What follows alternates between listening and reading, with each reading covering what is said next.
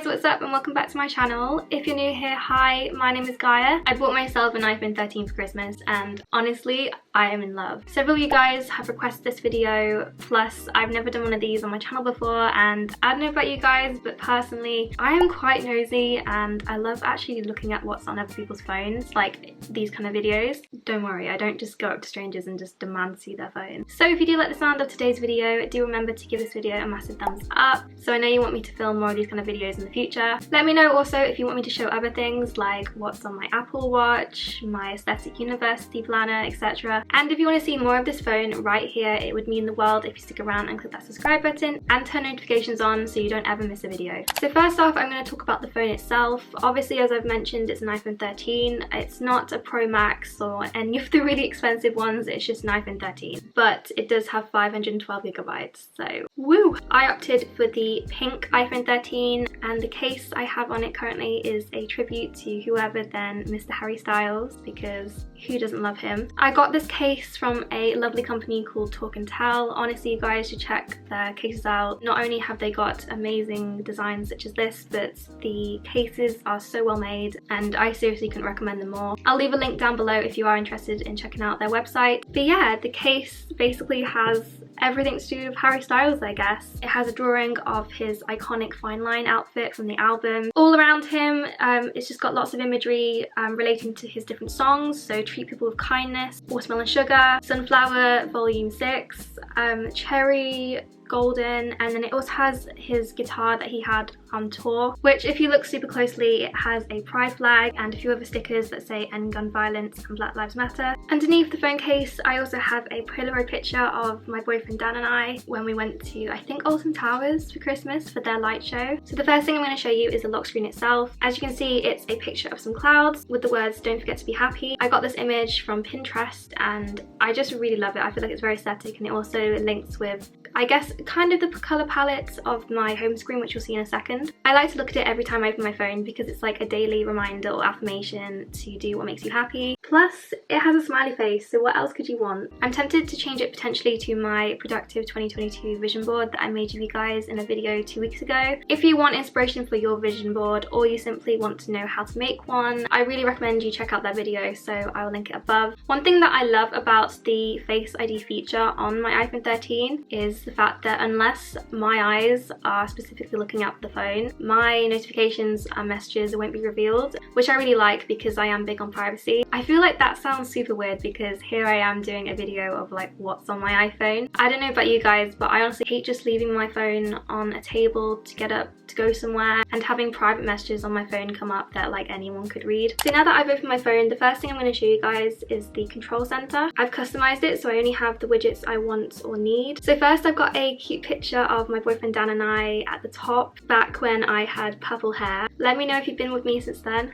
I feel like this is such a wholesome photo because we're laughing in it and every time I look at it, it just really puts me in a good mood. I then have my widget that shows my battery for my devices, so you've got my phone and my Apple Watch. Again, super helpful because as you can see, I'm always forgetting to charge my watch. I then have the weather, a widget for my forest app because I love seeing how many trees I've grown when I've been productive. Underneath that, I have my screen time so I can keep track of how long I'm on my phone for and pretty much reminds me to basically get off my phone. I then have a news widget because I love reading the news every day, keeping up on politics and the wider world issues around us. I got the background also from Pinterest and then searched for icons on Pinterest that would basically complement the colour palette of the background. At the top I have the current day and date as well as a 30-day calendar format, which I find is like super helpful if you need to find out when a certain date falls on without having to actually go into the calendar app. I then have all of the main apps I use out of the apps that you typically would find on the first home screen, so things like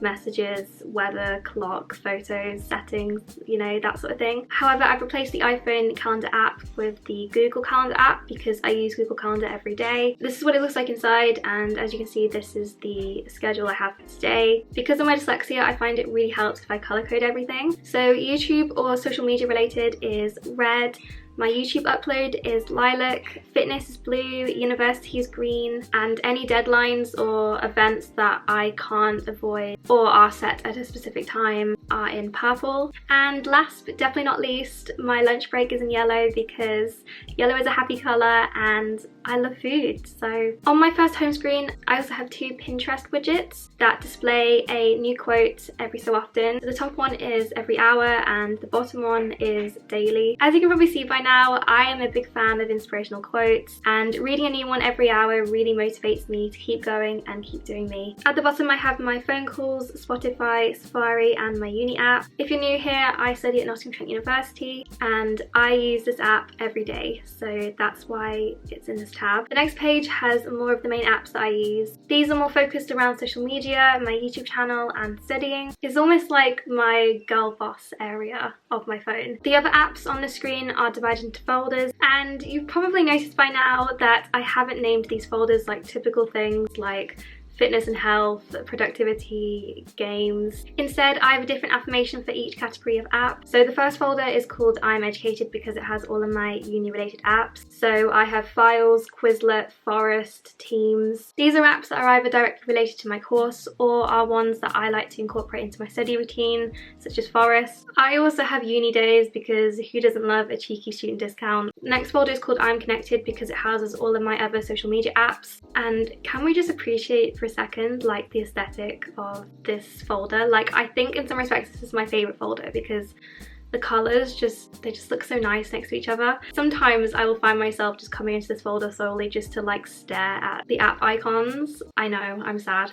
The next folder is called I'm Creative because it has all of the apps that I mainly use for either YouTube or Instagram, or I guess something related to social media. So I've got, you know, my App Store, Fonto, Canva, Visco, Widgetsmith, Template, Pixar, Lightroom, Snapseed. I feel like I sound really weird listing all this. And then Layout, Facetune and Splice. As you can see, this folder isn't as aesthetic as say the social media one, but that's because you're more likely to find the Facebook icon on Pinterest than you are Fonto. The last folder on this page is called I'm Healthy, and you guessed it, it has all of the apps related to fitness and health. Since I've had my Apple Watch, I've really gotten into using the fitness app and tracking my fitness and my health. So on the screen, I also have 3 widgets, 2 of which that promote being productive. So I've got my step count and my to-do list for today. I know it looks like I haven't done that many steps today, but that's solely because I've forgotten to wear my Apple Watch today, so it's not properly tracking me. I really like having these apps synced up to my Apple Watch because I can constantly track my step count and what fitness I'm doing in the day, and it's also super motivating because I spend a lot of my days sat down at a desk. So if I've seen that I haven't done that many steps in that particular day, like today, I will force myself to go and do a walk around the house to get that up. And I've actually gotten quite competitive in seeing if I can beat the steps that I did the previous day. Plus, I'm all for promoting healthy mental health, and as they say, healthy body, healthy mind. So staying healthy is definitely something that's really important to me. If you have any apps related to fitness and productivity that you really recommend that you haven't seen on this phone, I'd love if you could let me know down in the comments. I'm always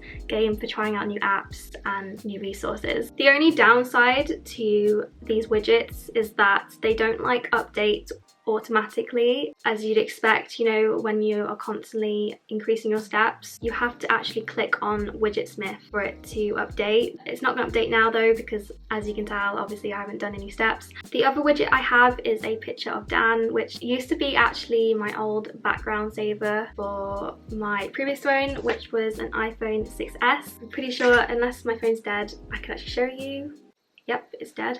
I put this picture here because I literally love this photo to death, and I personally think it does complement my colour scheme as well. So instead of putting the app's reminders and notes into I Am Educated, I have purposely left them on the home screen because I'm always using them when I'm going about my productive day. These are basically things I need to get done today, and I can actually tick one of them off, which is very exciting. But as you can see, now that I've come out of it, even though I have ticked one off, it hasn't updated the to-do widget, which is a bit annoying. So I have to literally click on the widget for it to then, update. As I mentioned, I also use the app Notes when I'm studying or being productive, and as you can see, I've divided all of my notes up into different categories depending on what the notes are. I'd literally have to be scrolling down quite a while to find the one I'm looking for. So it's just a nicer, cleaner and faster way to find said notes. Oh, my steps have updated, even though I've literally not gotten up from this chair. And moving on to the last screen on my phone, I have some more affirmation folders, let's call them that, which are I am blessed, I am able, and my personal favourite, I am well fed.